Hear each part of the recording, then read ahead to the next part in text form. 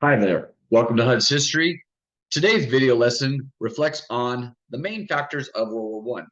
As you are getting into the 20th century, there are a number of factors that will lead into what gets the tensions flaring between countries before you actually get to World War I, and the spark of World War I itself. So, if you're interested, keep watching, follow along, and if you like it, please subscribe and you can watch other videos as they come along. So here we go. So in this lesson, we are looking at M.A.I.N, M-A-I-N. These are the factors that lead up to World War I. M.A.I.N is obviously an acronym because in world history and AP world history, they love to have acronyms. So we're looking at what these four letters stand for and how they helped impact what was going on in Europe that will eventually lead to what's known as World War I or the Great War.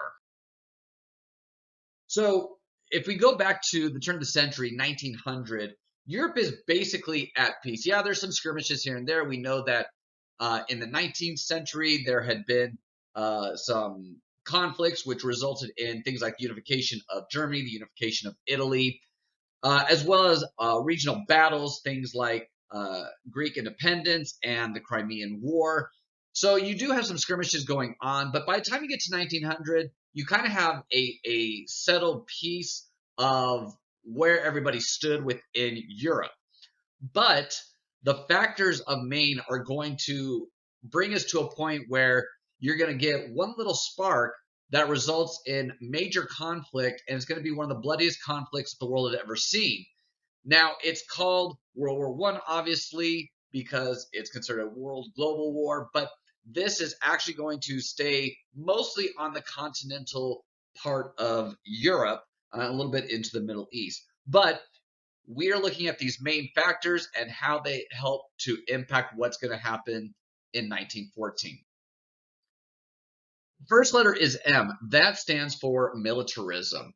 Now, due to the technological revolution during the Industrial Revolution, you're going to see a lot of weaponry becoming more advanced, more lethal. Things like the Maxim machine gun had become available. So these countries are now seeing basically the benefits of having better weapons because they feel that they can be stronger and have a stronger military. That's going to lead you to an arms race. That means that the different countries in Europe are seeing that they need to be the biggest and strongest. So they are making as many weapons as possible, but also trying to gain a large contingency of soldiers. The other thing that the European countries are realizing is that due to the changing nature of technology, they're going to have to change how they move their soldiers about. Previously, you would march your soldiers all the way to the front line. They'd stand in lines, they'd shoot. Whoever had the most men remaining usually was the winner. But now, because of new technologies, they're realizing that is not going to cut it. You're going to have to be quick now to move your soldiers to whatever area you're trying to take. And that means that you're going to become a mobile military. Now, why is that important? Because the faster you can get to a land or region, the more quickly, I should say, you can have to take over that region before the other military is able to get there. So it's kind of one of those who's faster to get to that point and then use that technology and weaponry in order to take over that land. And this is going to be one of those first big conflicts, World War I, where all these are going to come into connection with each other and basically set up what we know as World War I. The next letter we have here is A, which stands for alliances. Now, an alliance can be a partnership between countries. It's usually an economic partnership, meaning they do trade with each other for goods, products, and whatnot. The other alliance is going to be a military alliance, and you see that where you have alliances basically where countries will go, okay, if we go to war, then you'll go and you will help us out. Some partnerships are both. They're both economically and military. Now, there are a lot of issues because of these alliances, due to the fact that some countries were trading with everybody, but they only had certain military alliances with certain countries or empires. We have alliances today. If you think about that and the alliance systems that are going on in the world in 2023, you can see things like who is on the side of the different groups that are fighting in Europe right now with the Russian Federation and Ukraine, and who's on what sides, and who is giving the technology and weaponry to each side. That's an important piece that you see in alliances because you get that support both economically but also militarily.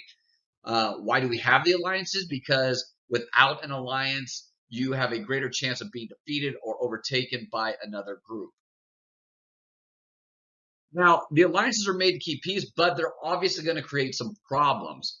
And this is how it goes. So, Otto von Bismarck, who was the leader of Germany under the Kaiser, had basically unified Germany from the 39 independent states into one complete country. They'd been just a basic loose confederation, but he uses blood and iron in order to unify them into a national identity. Then he's going to make a treaty with Austria. Austria will become the Austrian-Hungarian Empire. This is going to become known as the Dual Alliance in 1879. Well, then Italy decides to join this alliance as well. That becomes the Triple Alliance. Germany will then make an alliance with Russia. Germany felt that if they could make an alliance with Russia, then they didn't have to worry about being hit from both sides in any sort of big war. The problem is that in 1890, Germany lets the alliance with Russia lapse, meaning they let it expire. And so now Russia is kind of out there on the east by itself. So Russia decides in 1892 that they're going to make an alliance with France.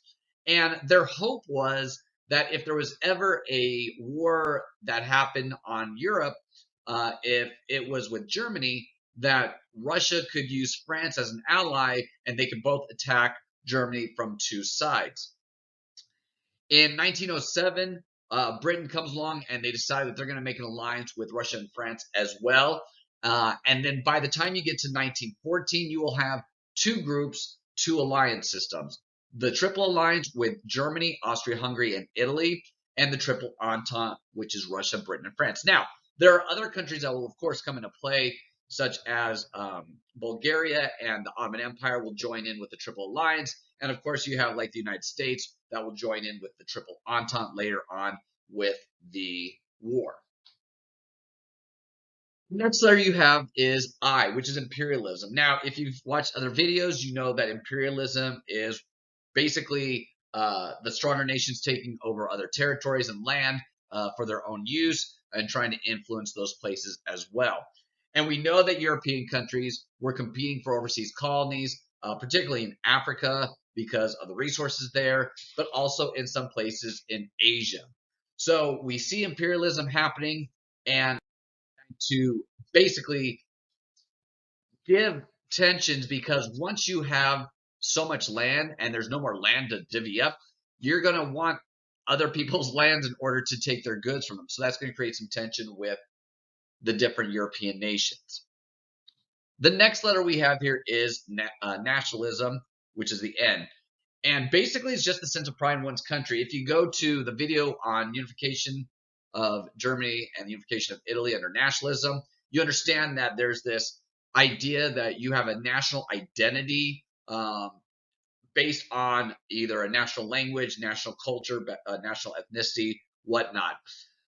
If you look at the United States, obviously the United States is very diverse because of the different diverse groups that had come to the United States and mixing with those who are here. You see, it is a national identity based off a political identity, meaning a political border identity. But we have seen nationalism in our own country, particularly during times of conflict, World War I, World War II, obviously. After 9/11 happened, there was a huge sense of pride uh, by the United States and who people were, that they were all Americans, that there was not a lot of differences in that respect. So we see nationalism there.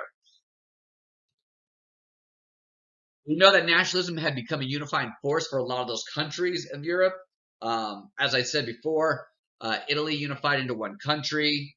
You see Germany unified by Bismarck. But there is still this idea that even when you lose land, you do not lose your national identity. And there are parts of France that become very angry over losing their land in previous battles with the German state of Prussia. And we know that nationalism will also include influencing other groups. This becomes a major point for why World War I starts when it hits the Balkan areas, because you have two different empires, the Russian Empire and the Austro-Hungarian Empire, trying to influence the Balkan states themselves. So the overall effect that you're going to see here is there's this combination of these four main factors that will lead all these countries to competing for more land. But unfortunately, you're going to have no more land to compete for unless you basically go to war to take it over. And that's going to lead to these alliance systems, which are in place, that are going to be enacted once you get into global conflict. And that ultimately is going to push these different groups to war. And when you get to 1914, this is kind of what you see based off the map. You have what's known as the Central Powers, which are red, the Allied powers, which are green, and the neutral countries, which are yellow.